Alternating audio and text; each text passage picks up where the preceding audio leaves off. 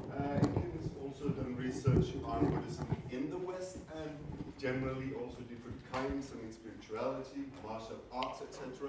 I'm not really sure what she's going to talk about today. I think a bit of everything because it's Buddhist related images, semantics and designs in contemporary marketing. I'm looking very much forward to hear what you have to present today. So we have about 40 minutes or so. 45. Something like this. We have some time for this. Thank you very much, Jörn. And it's so good of you to have come this morning and so early after we had this wonderful night yesterday. So the topic is Buddhism Sells, Buddhist Related Images, Semantics and Designs in Contemporary Marketing. Pictures of the Buddha are used in marketing campaigns for furniture, foods, toys and all kinds of goods. Here we see a billboard from South Africa advertising outdoor pools featuring elements from a rock garden formation popularly known as Zen gardens. Here we see a route guidance system shown in Australia showing the so-called laughing Buddha with the message directions from above. We see a billboard in Brazil advertising a water softener featuring half or the whole of a Buddhist monk it depends on your perspective. We see an Indian ad for microwaves, also featuring the so-called laughing Buddha and appealing to the wish for a lean body. We see a Volkswagen ad from Japan, again featuring elements of the so-called Zen garden, and well, just to warm up, let me say that it is shameful for me to see and show this picture, Volkswagen trying to gain consumer confidence in Japan with an allusion to Zen Buddhism because Volkswagen so gloriously failed to live up to its corporate responsibility and its self-presentation as a company that could be trusted, referring here, of course, to the infamous emission manipulation scandal. Advertisements for a variety of products in a variety of settings rely on the magic of the word Zen or mindful, as in Zen cereals or mindful mayo. And here we see a Kilroy travel agency ad shown in Denmark. That's the reason why I'm showing this. So what we have seen so far are ads that ran in Europe, North America, Australia, South Africa, Latin America, India, and East Asia. An online research also returned ads from Thailand, South Korea, and other Asian countries. But we could not find ads from the so-called Islamic world, and scarcely any from Russia. There are supposed to be some, but we couldn't find them on the internet. So we can establish that Buddhist-related images, semantics, and designs are used in most parts of the world in advertisement. And it may come to no surprise that an analysis of the media coverage of Buddhism concludes that the image of Buddha in meditation is the most commonly religious symbol in advertisement. It is very likely that other Buddhist semantics or images like months, allusions to Zen gardens, or the Dalai Lama, here an metro ad with the Dalai Lama, may likewise rank high on any list of the most frequently used religious icons in advertising around the world. We can also see how frequently the words Zen or mindful occur in marketing strategies and extrapolate their success from their prevalence. In this talk, I will give some reasons for the popularity of Buddhist semantics, designs, and images in the world of branding, and ponder the question of what consequences have arisen from this popularity. Now, it is very tempting to parse the details of the ads, as we have already seen, or show tons of further examples. But I will instead begin with some theoretical considerations. As step 1, I would like to discuss branding, marketing, and advertisement. As step 2, I will discuss the field of what is called religion, and as step 3, conclude my theoretical considerations by reflecting on the field of what we call Buddhism.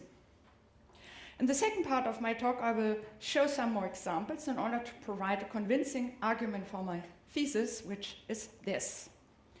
when we look at the functions as well as the strategies at work in each, we can see that religion and branding bear many similarities.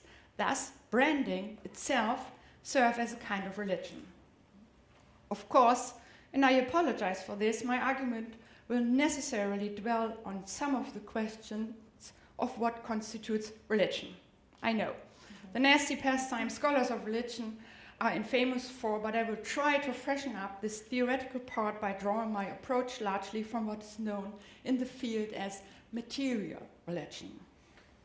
Turning to my conclusion, I will burst my own argument I made in the abstract, which gave me this keynote, and let me at this point express my deep gratitude for the organizers of this conference, who gave me the opportunity to reflect on my stance towards Buddhism, towards religion, towards neoliberalism, and towards branding. So, my theoretical considerations. Let's take step one, branding, marketing, and advertisement. Marketing and branding are subjects of considerable interest, academically and otherwise. According to some estimates, nearly 350 billion euros are globally spent annually on marketing and branding. By comparison, the gross domestic product of Denmark in 2013 was about 300 billion euros. In an age of mass media, marketing can be understood as the epitome of successful communication.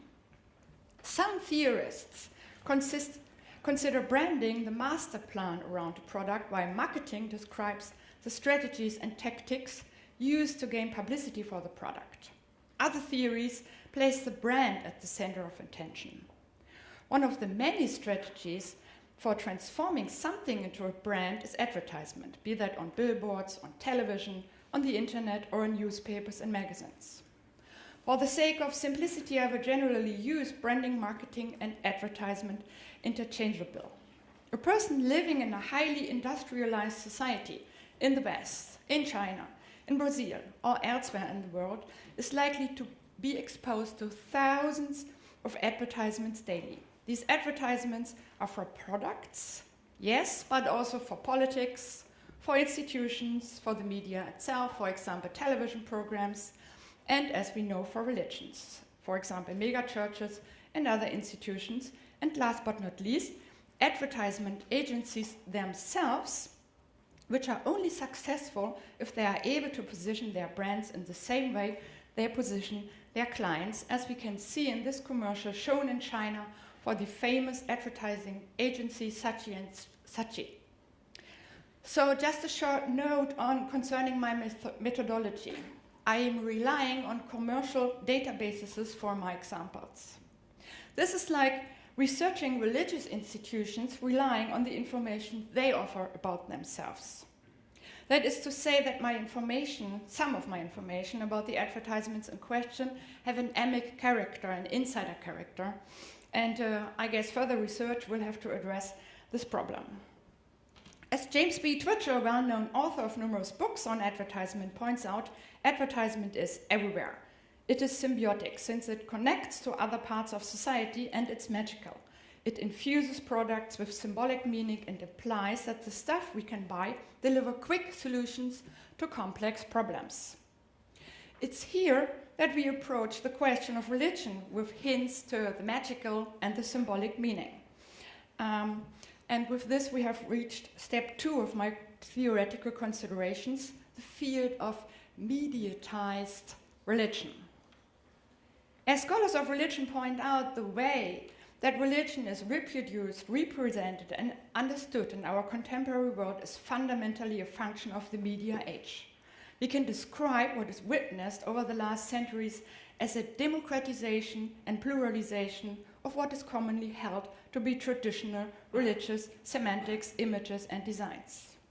As a result of the global discourse on the subject of religion, the teachings, keywords, architectures, and materialities of the so-called world religions are nowadays considered to be traditional religious semantics, images, and designs. Take Buddhism.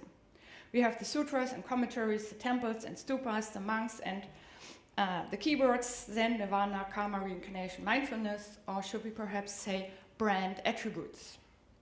Modern media technology enables individuals, social groups, and institutions to get a hold of religious semantics and materialities, to interpret, to mix and arrange them in new ways, and to distribute these creative arrangements with the help of the media. And this phenomenon is one part of what we mean when we talk about mediatized religion. At the same time, the elements of this pluralistic emergence of what is supposed to be the traditional field of religion do not remain confined to their fields. No, they do not. People quite happily bring them out to other fields. In the case of Buddhist semantics and aesthetics, these fields are, as we all know, psychology, psychotherapy, and self-help. Here we find countless examples of the incorporation of Buddhist semantics, images, and designs with the practices of mindfulness we've heard yesterday being the most popular. We have the field of medicine in which Buddhist semantics and designs are imbued, and we have the field of popular culture. Entertainment, for example, as we all know, Buddha has gone Hollywood, and Keanu Reeves is considered the best Shakyamuni ever. And last but not least, we have the field of marketing and branding.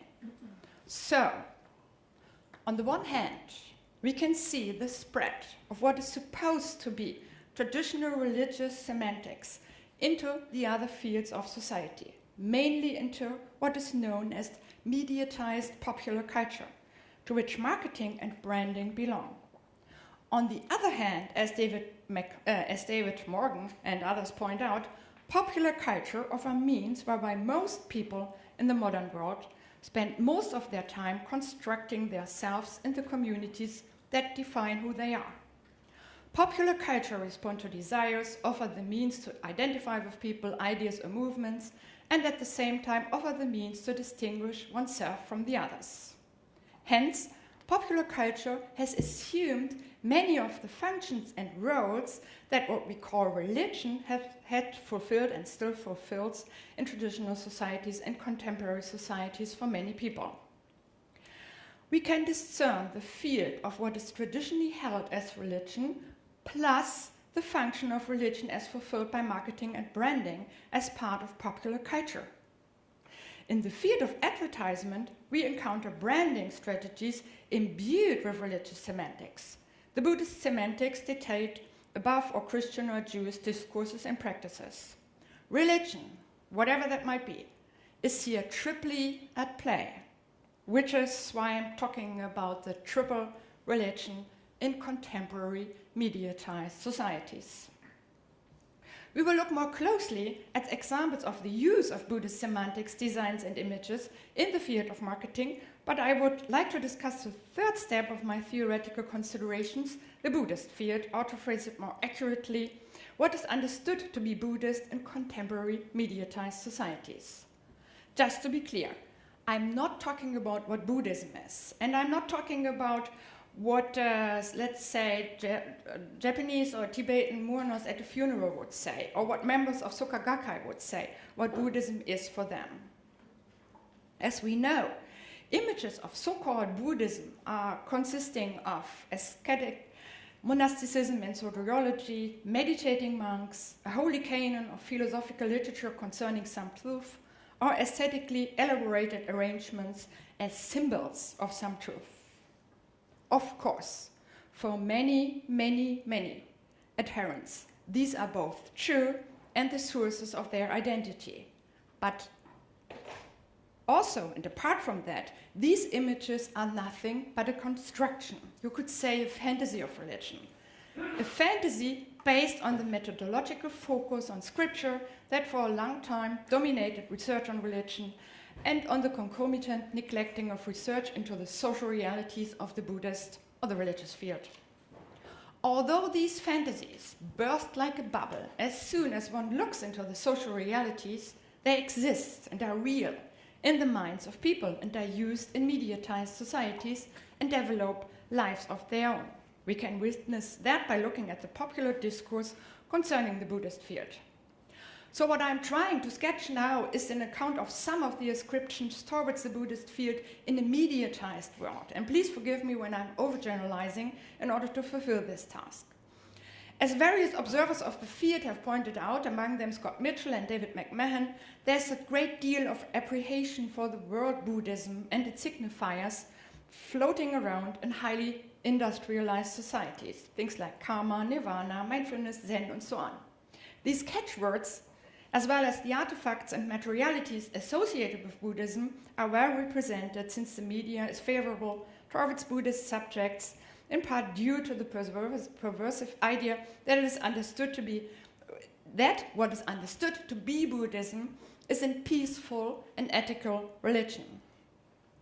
The field of Buddhism can be described as cool and chic, as Jörn Borup pointed out in a recent article on Buddhist branding, and I'm very grateful to you, Jörn, because while preparing this article, this paper, your article, gave me very much to think about.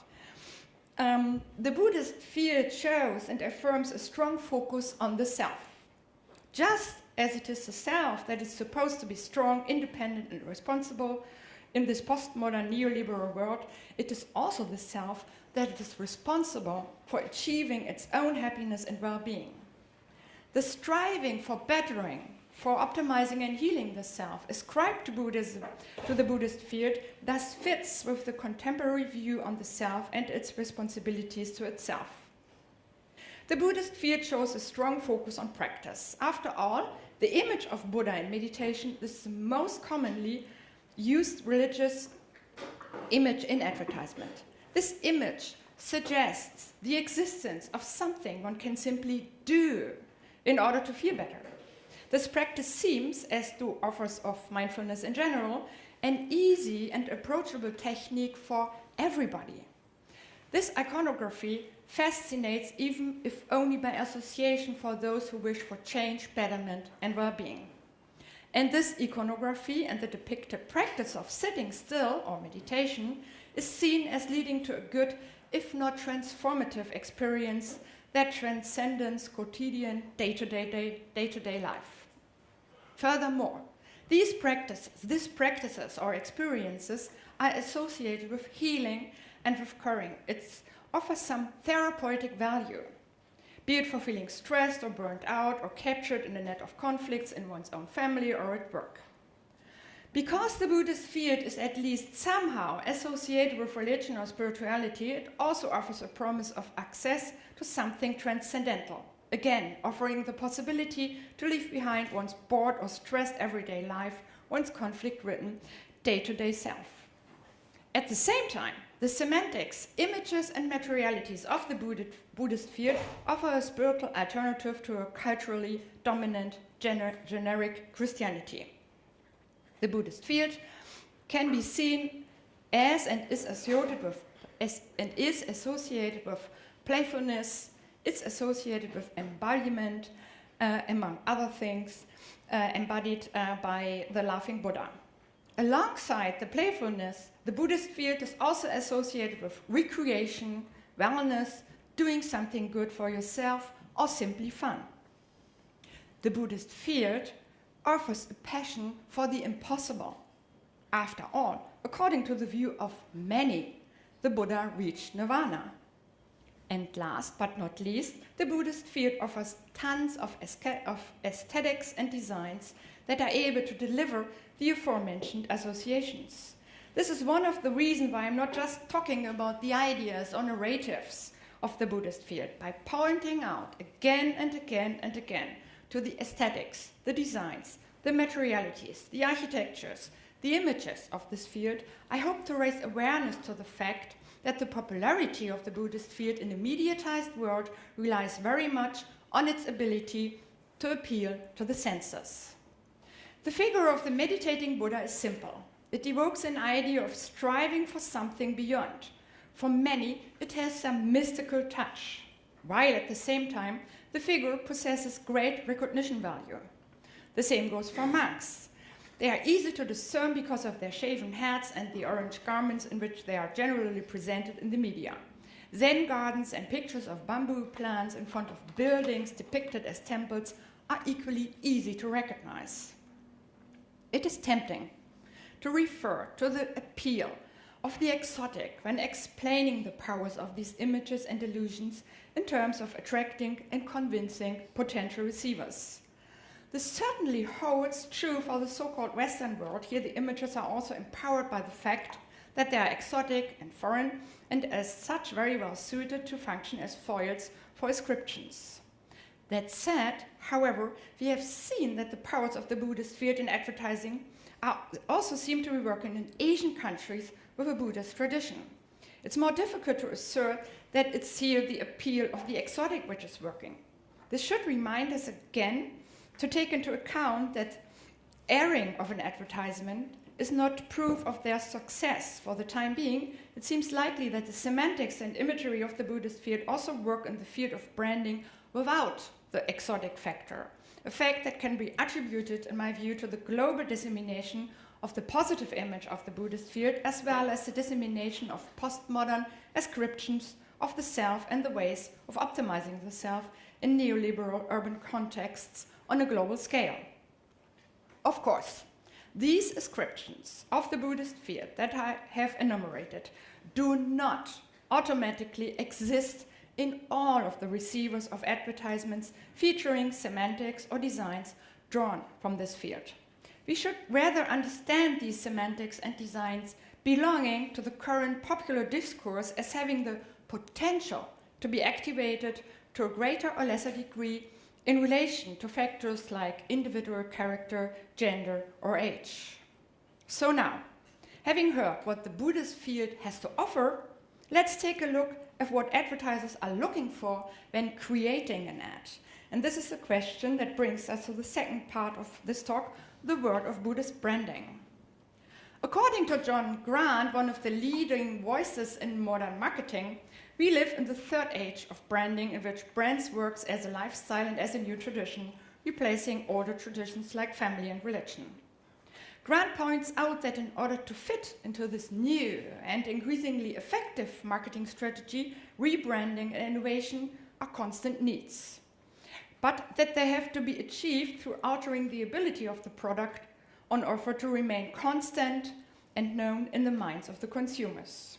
This, Grant says, is what led to the strategy of mythologizing the new by building up continuities with older traditions, by selling ideas instead of products, ideas that give the consumer some sort of orientation in the chaos that is their needs. Equally important in modern branding is the offer of identities for the consumers. As Geoffrey Miller and others tell us, most people buy and do things not for their inherent qualities, but rather for the things they say about us. One of the secrets of branding is to associate a product with the particularly personal qualities it signals. And last but not least, Grant explains the strategies of sensual marketing, a hot topic in contemporary marketing strategies. The idea that the special features and superiority of the brand should appeal to all of the senses, with the help of all sorts of aesthetic arrangements surrounding that brand. So, with this in mind, let's return to the ways that images and semantics drawn from the field of Buddhism are used in postmodern societies. And we can readily conclude that advertisers should be negligent, well, if not stupid, to not rely on these attributes. The Buddhist field provides tools for advertisers that are eminently suitable for accomplishing their goals. The images and semantics of the Buddhist field have a distinct positive image and are parts of a generally accepted narrative and tradition. They are thus highly useful for generating brands that sell. Because of their positive value, they are able to inscribe into the consumers a positive self-evaluation. A positive self-evaluation with, we might add, no strings attached. David Chapman, one of the so-called Buddhist geeks, a group of critical thinkers and bloggers on Buddhism, notes that the association with the Buddhist field makes for good personal advertisement. As Chapman, not myself, as Chapman elaborates, no one takes Buddhist ethics seriously as ethics, he says, when you, quote, a selfish Westerner gradually convert to Buddhism. Buddhist ethics never require you to change your moral action or ethical thinking. Indeed, as research on people who associate themselves with Buddhist ideas and practices suggest, among others, our own research in Berlin, Buddhist ethics are generally considered wonderful, but very often without any obligations. Hence, by buying something with a Buddhist touch, one can align oneself with what is seen as the more ethical, thoughtful, or just generally decent member of a community, again, with no strings attached. The Buddhist field offers more for advertisers and consumers. Here we see an ad for the car brand Fiat shown in Italy, and for Land Rover shown in Brazil. The allusions to Buddhist materialities in the car advertisements evoke the impression of reliability and safety. But more than that, they also appeal to the wish for outstanding experience associated with this field. Here we see an ad for KitKat shown in China, an ad for a coffee brand from the States, and an ad for ice cream from Japan. The same observations as for the cars holds with food advertisement. How should one choose a chocolate, a coffee, or an ice cream? Again, what these advertisements with these allusions to the Buddhist field promise are special experiences. Treats for the break, have a Kit Kat. Experiences that have to be especially cherished within the stressful daily routine, which is why a special brand, one with the promise of a special taste that helps to transcend the challenges of the daily routine, should be bought. An invitation to which authority is added with the allusion to the Buddhist field. Here we see an ad for a drug against heartburn. We see an ad for a fabric softener. And in the cases of drugs and all kinds of cleaning agents, the imagery of the Buddhist field addresses the efficacy of the product. Here we see, the next examples are taken from Germany, an ad for something from Shiseido. This is one example for the many ads that capitalize on the allusion to Zen in order to sell beauty products. Here another example from Rituals, a cosmetic brand. And here again from India, another ad for a diet product. And this is, well, I'm not supposed to say this, but this is my favorite ad for the fashion brand True Religion.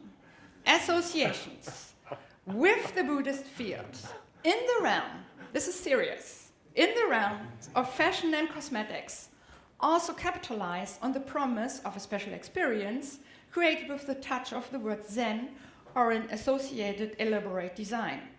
But more than this, these ads draw on the ascriptions that the Buddha reached for the impossible.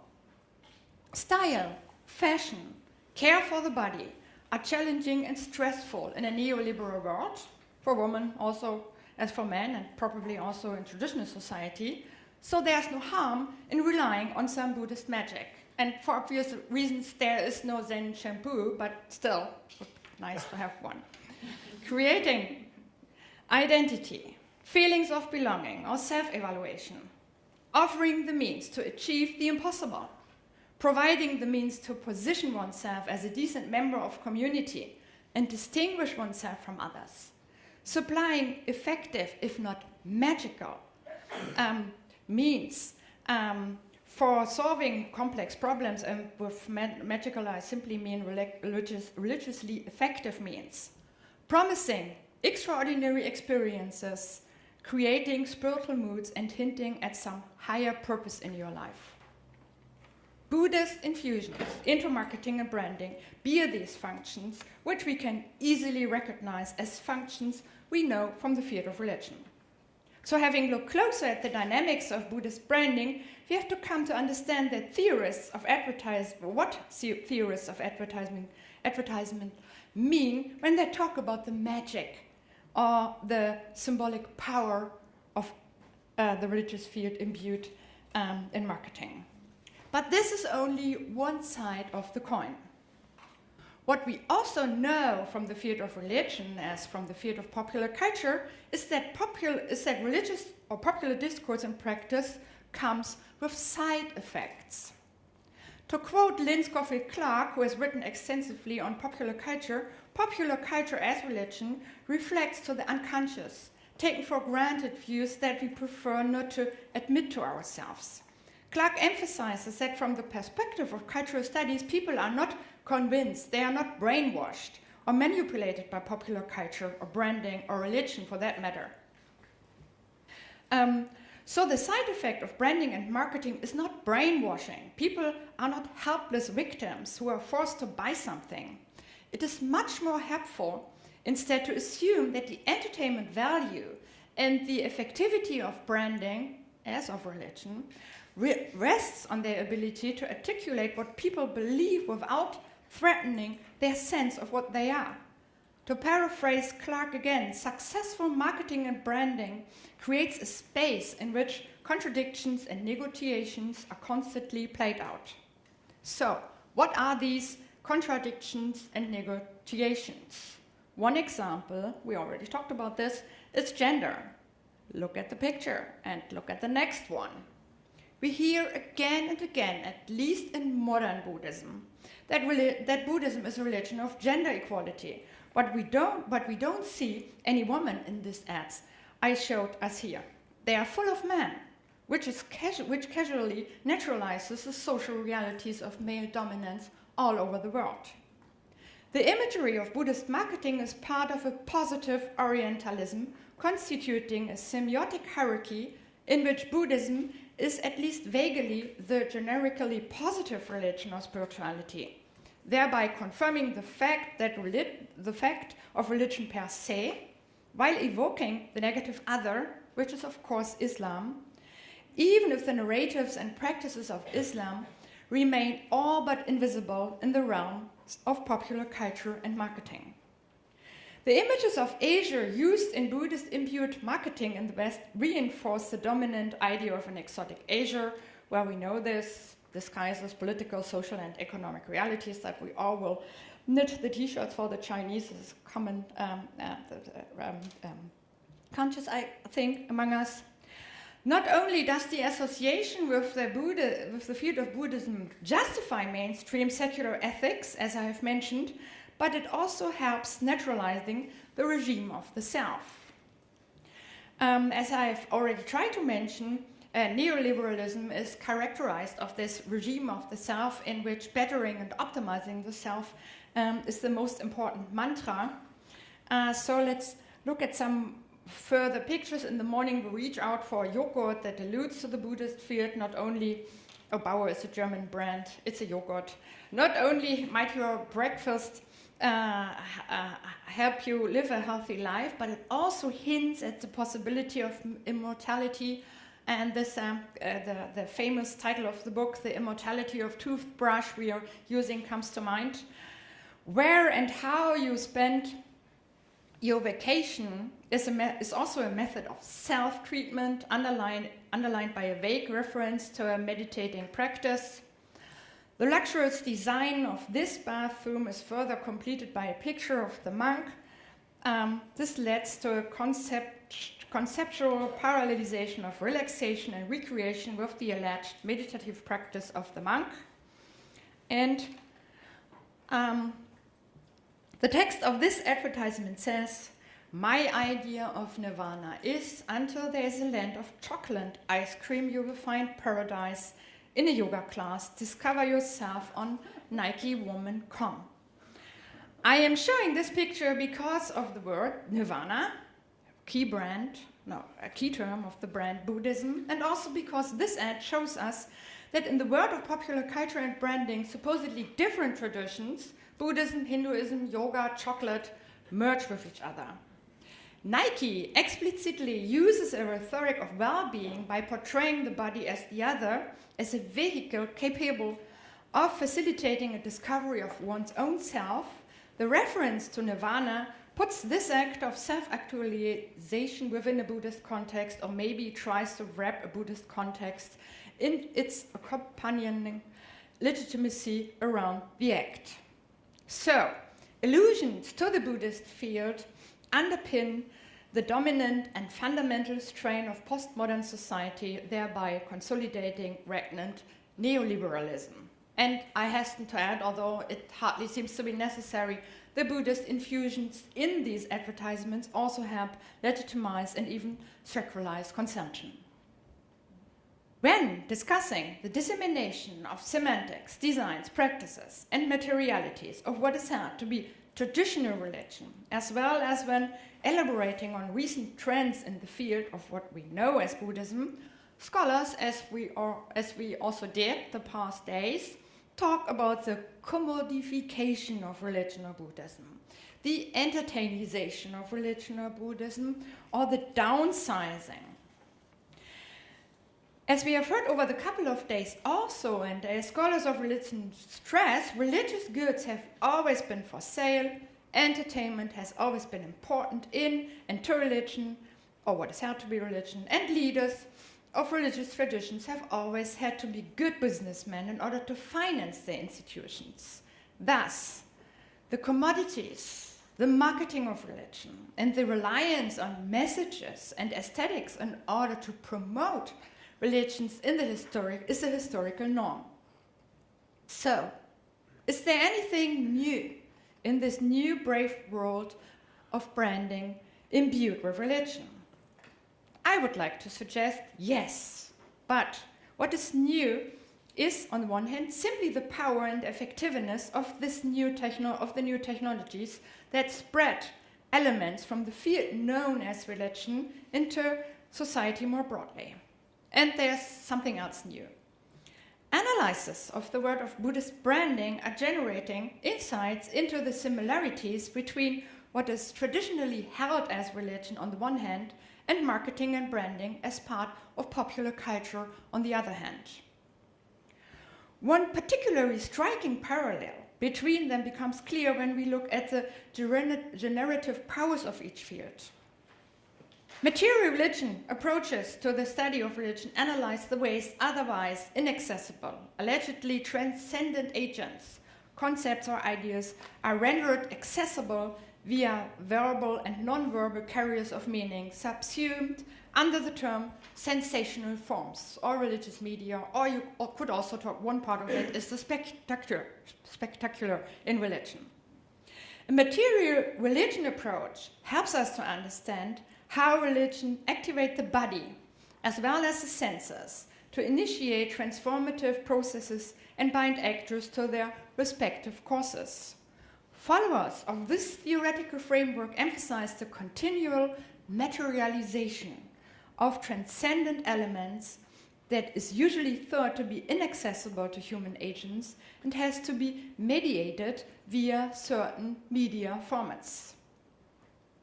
Now, as we have seen, modern marketing also stresses the importance of addressing the senses and evoking emotions by creating designs and using images and other aesthetic arrangements.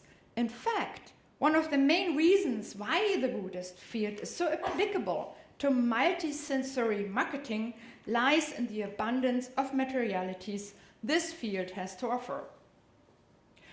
The concurrent workings of what we call religion and branding convincingly illustrate how what we think of as religion are dependent on medialization. This concurrence shows us plainly that there is no substance or essence beyond the mediatized or signified, or, as theories of marketing point out, there is no something beyond the brand. What we can discern in these fields are rather styles, codes, or brands as modes of mediation that have the power to bind, to constitute belonging and identity through emulation. That's a difficult term, but still I'm using it. That is to say, the representation of something outside ourselves that is at the same time, that at the same time continues and extends something that we consider our own. So, to put it in other words, it's Durkheim plus material religion. Therefore, I want to go beyond stressing that commodification, downsizing, capitalization, or entitanization are not only not appropriate for describing current developments, I also would like to suggest that we would be better off if we avoid these categories. These categorizations are not only negative, but they also recurrently drag us back to the idea that there is something we can grasp as religion and contain within that word. An idea the analysis of Buddhist branding in the mediatized world shows us is not particularly helpful. So let me come to my conclusion. In my abstract, I wrote, my paper will raise the question of what this transformation means for Buddhism. Preparing for this keynote, I realized that I have to rephrase this question. As I tried to show with my paper, there is no such a thing as Buddhism or religion. And on these grounds, I must decline to talk about the transformation of Buddhism. It is not Buddhism that has been transformed. It is rather the people who engage with the semantics and designs of what we identify as Buddhism. So, does Buddhism, to come to my last question I wrote in my abstract, or to put it more accurately, do Buddhist people simply become prisoners of the current system of neoliberalism, or are we to discern innovative dynamics of consumed religion? Well, almost every article on the subject of modern Buddhism is at the end offering some speculations, either that it is a good thing or that it is a bad thing. So I'm not going to add another speculation. Instead, I would like to return to the matter of triple religion. As I have argued, we can see three types of quote-unquote religion. What is held as traditional religious semantics and designs? One. Second, we have popular culture and marketing as religion. And third, we have branding and marketing imbued with religion. I would like to suggest that this triple religion has a religious super effect. Or, to put it another way, it gives us an oversaturation with religion. If allusions to the mystical, to the transcendental, to the extraordinary become mainstream, if we can find them everywhere, and we can feel them everywhere. So, if we see Buddhist aesthetics and normatives and narratives in films, if we eat cereals with the word Zen, if we see figures of the Buddha when we wait for the dentist appointment, or we wait in the morning at our hotel, which are standing there trying to convince us that we should buy another body lotion in our hotel, the Ibsen. If we get our sense of belonging every time we go to a Starbucks, either to get a matcha with some Zen infusion or not, and if we are discussing further, as it was a hot topic in Heidelberg and I heard at other universities too, if Jon Snow's reincarnation was actually inspired by Buddhist thinking or not, and if we get our identity from the things we buy when they are imbued with some religious semantics and designs, then my guess, and here I'm guessing, is that the effect of emulation I have talked about, or to be short, that the religious effect goes away. Remembering the side effects of the merging of the field of Buddhism and marketing, and remembering the side effects of Buddhist thinking in what we've heard the past 3 days, the dissolution of religion. Here we go. For example, the Buddhist field is carrying indicates a new transformation.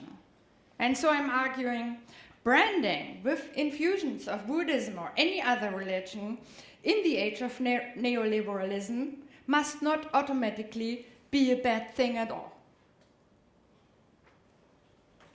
Thank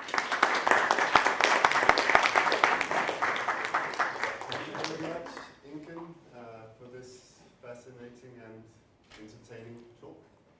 I appreciate your theorizing about Buddhism, although you say there is no such thing as Buddhism, but also that you are talking about the domain that I think we haven't really focused on before, Buddhism beyond Asia. I think that's important too. So now the floor is open for questions. Alexander first. Thank you very much for the splendid presentation.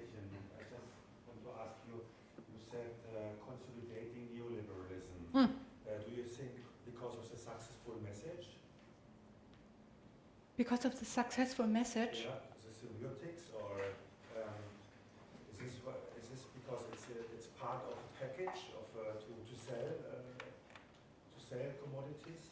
You mean by Consolidating neoliberalism. yeah, because of the cognitively and centrally coming message, effective right. message. That's right. Okay, this is wonderful. I'm realizing from hearing your talk how there's various approaches. We've been looking sometimes at how Buddhists will see economics. In some ways, you're inviting us to think of how economists can see the idea of Buddhism in a whole different direction. And in doing so, I was thinking of this. Can we think of institutional Buddhism as business? That it's been about branding from the very beginning. And in that sense, we're just looking at the transition of branding into a capitalistic mode from the traditional institutional form to this neoliberal capitalistic venture. And in this way, I'm thinking of, like, for example, the branding fighting over jihad in the United States. So for a while, there was a take back by these Islamic groups that are trying to say, my jihad is working out and things like this. And then this one Islamic phobic group tried to change the branding, use my jihad as blowing things up. And they sued over this and won. So they were able to take the branding within the capitalistic mode and reclaim it. Mm-hmm. And so I guess my questions about this is, can we see it as a transition? And secondly, when we're thinking of, like, the issue of gender, which I especially like here, I mean, historically there's been this masculinity infused within Buddhist narratives. The bull of masculinity that John Powers talks about, right? Yes. So in this way, can we think of this as neoliberal ways of capitalizing on what's already been present and then just furthering it? I guess so. Yes, the second one is neoliberalism is just continuing what we already had, but I guess it's even more ambiguous and nebulous because it's telling us that there is this equality, but then in the pictures and the aesthetics and also the ways we are consuming these things, it's coming back again and again. And concerning the first question, we will see. I actually talked with, I had the help of a scholar of economies who I was talking through these things, and he said that not the pity, but as we see in the Islamic world, we don't have this kind of neoliberalism. But if we would have, well, he acted as a prophet, it's not good, but still, I'm doing this just for the sake of it.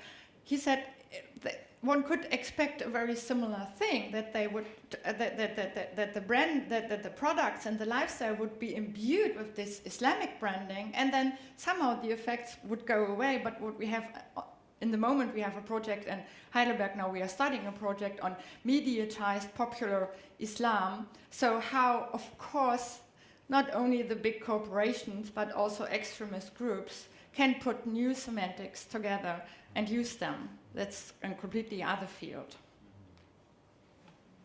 Yes, sorry, Tasha. Thank you so much for your wonderful talk. You have used image of Buddha and how the image of Buddha is being commodified in this neoliberal market. So I was just wondering, what is Buddha in that sense? Because you talked about consumerism. In that sense, Buddha is also consumed in monastic setting, and therefore the same is in the market. So it's more about the identity. It's more like Buddhism in a way it's evolving in its own time and space. So therefore it's more about the techniques.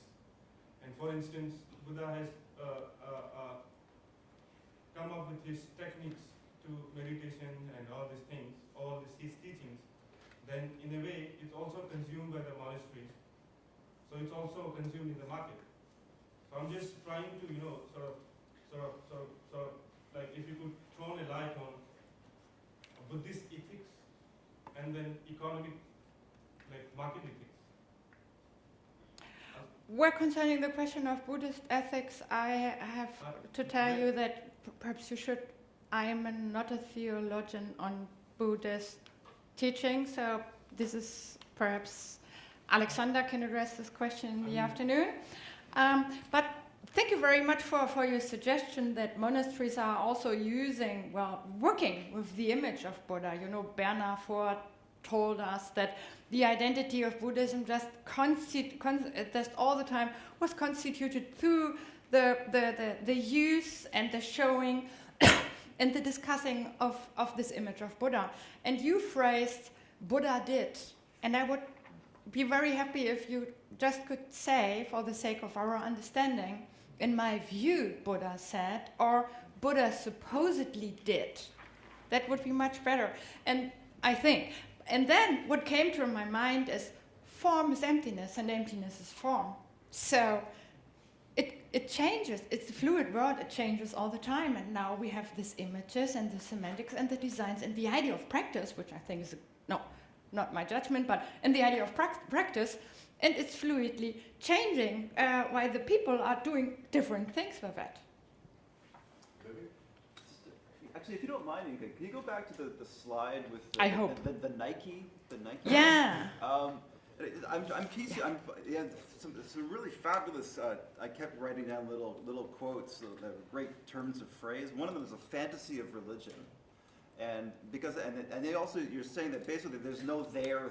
There's no actual thing behind it. Well, at the same time, you're saying that there's this sort of fundamental gender inequality, which could actually be kind of a there. Like this kind of masculinity is a kind of a substance, right? Just looking at this, right? I'm thinking this could be taken as empowerment, right? This could be taken as the opposite of what you're just suggesting, that this is, in fact, an example of women as equal, or maybe not, or special, as something. Yeah, thank you so much. I believe in the empowerment of reusing these things. Right. So that's right. But I didn't want to address this question today. But consumed religion, of course, or consumed parts of consuming aesthetics, designs, materialities, ideas of the world of so-called religion can also be liberating. Right. But I wanted to point out today on the discursive liberation, if this othering of the transcendental goes away, and we are just dealing with what we have here. Okay.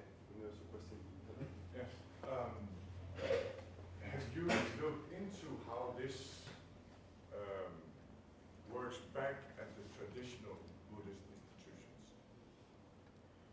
This whole this market place, how does that work back into the Buddhist institution, the classical ones? That you do not, you don't address them. I'm aware of that, but how does this change the traditional Buddhist institutions? Well, I cannot talk about the traditional Buddhist tradition. I can talk about some of the reactions of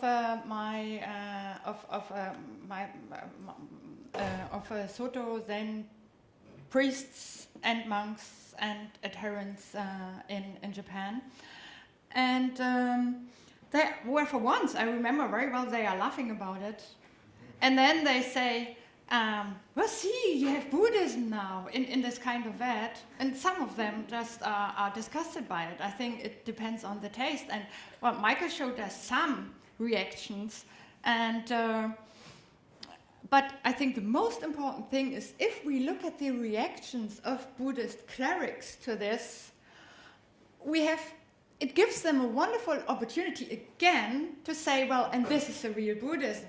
So I would particularly be interested again in the discursive dynamics, and I would try to pay attention very much that we are not embedded into this discursive dynamics, but also we used the word cult yesterday and had to think about, well, it's great if somebody is calling a religion a cult, then it gives the religion the opportunity to say what they really are. So this is always the dynamic, and what I wanted to show is if you have Buddhist something everywhere, there's no need to this othering, to this dichotomy, of we are Buddhists and these are not Buddhists. So yeah.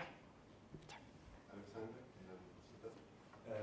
Yes, I think Michael Jerrison's paper showed nicely actually the protest, right, from the Buddhist side against the kind of misuse, right, of Buddhism. I wanted to ask you again, I mean, I really liked your presentation, but then you said in the end you had to turn, right? You had to turn, semantic turn. You said that actually the commodification doesn't really work. It's a kind of negative association to Buddhism. Yeah? So what is the alternative? That was not really clear to me. The alternative. Yeah, a conceptual framework that you suggest. Oh, I'm suggesting that this is the historical normal case. And the alternative is to look into the transformation brought about by the new technologies. And the alternative is to look, to take the existence of the branding and all the effects as an opportunity, a challenge to look better and further into the workings of religion and Buddhism. So this is what I'm doing. No judgment, but looking better and taking the messages and seeing, coming to a better conclusion about the past. Because what we think about the past, it always depends on how we conceptualize it today. Looking more deeply into Buddhism. What's that? Looking more deeply into Buddhism. Yeah, I wouldn't use the word deeply again, because then everybody thinks we are looking for some truth, but looking with an even better optimized theoretical framework on what we consider to be the historical developments of various Buddhist settings in the world. Looking deeply into something that's not there. Yes, thank you.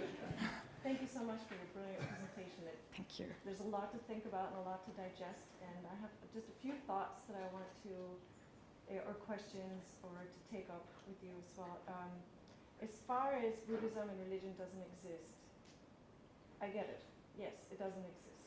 Ultimately, it doesn't exist. But it's important to remember that there are people and institutions Yes. that are invested in people, Yes. a lot of power. Yes. To say that something doesn't exist, it helps to dissipate. I didn't say it doesn't. I didn't phrase it like that. Okay, I didn't phrase it. I was very careful. It exists in the minds of people. in the minds of people. Yes, Okay. all the But time.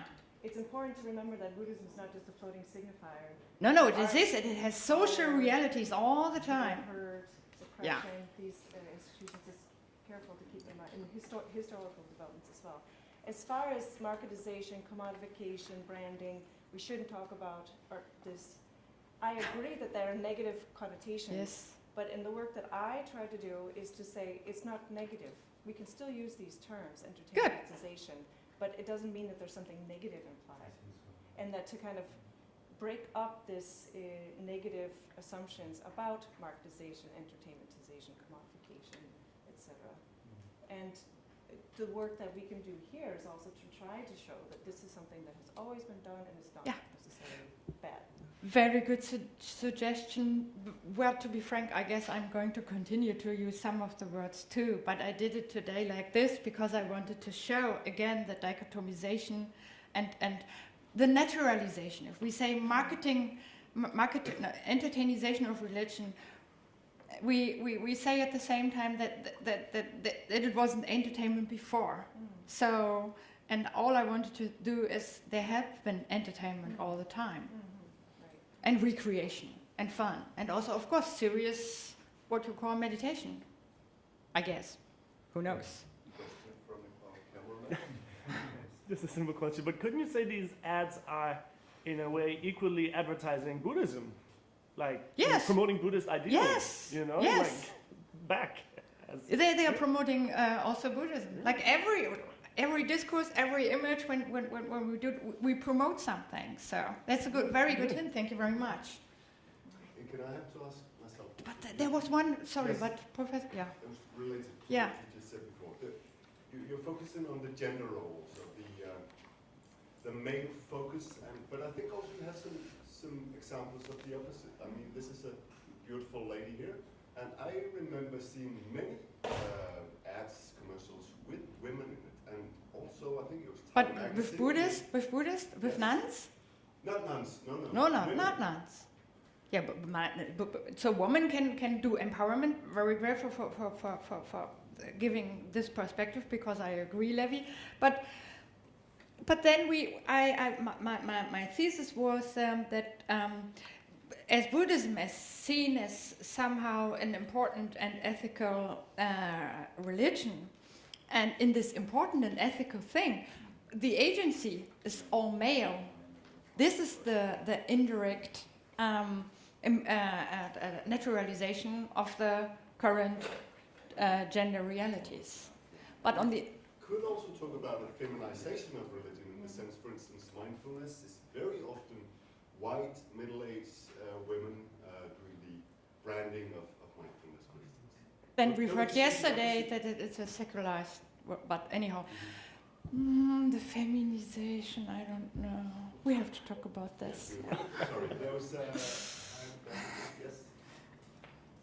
Thank you very much for an interesting speech. I think it's very interesting, this connection between materiality and idealism, or transcendentalism. Yeah? As a material practice that promises transcendental. What? As a material practice that promises transcendence in a way. That is, yeah, mediatizing transcendence. Mhm. Yeah. And I can't really help thinking of Weber and this Protestant ethic as like how connections between religion and work or material practices combine. And couldn't you say that in this respect that Buddhism or its ethics works on like a postmodern or near-level like ethics? Yeah, but then Weber was such a cognitive guy. He only looked at the ideas. Yeah. And I really would like to suggest that if you have the choice between Weber and Durkheim, take Durkheim, because his idea of, although I'm from Heidelberg, this Durkheim idea that somehow the religious fact is giving us something which has to do with the collective. This is somehow materialized through this media we discern as religion or as branding or as products we use. I think this is very stimulating. But then you can never really distinguish between Weber and Durkheim, because he both gave us so much to think about. So, yeah. No, you're not really happy. No, I was just thinking, I'm just thinking that I think it's very interesting how the Buddhism's ethic connects to like a postmodern ethic of this whole idea of social construction and could you elaborate on that maybe? I'm not really sure what Buddhist ethics are. I'll use the term, I'm sorry. Well, like this as you said, like maybe like a near level self of. Ah, now I understand. Yeah. The way Buddhism is, the Buddhist field, the attributions towards the Buddhist field, like David McMahon, of course, showed so convincingly, the psychologization, and Richard King, the psychologization and the obsession with the self and the therapy thing and the psi-sciences, which are merging with, yes, taking Weber, this is, of course, as Protestantism was for capitalism, this very selective nowadays going around ideas on Buddhism. This is a good idea, but then I would try to avoid Weber, because he's such a cognitive guy. Trying to understand Buddhism, you have the choice between Weber and Prohl. Choose Prohl. I think we have to close now. Thank you.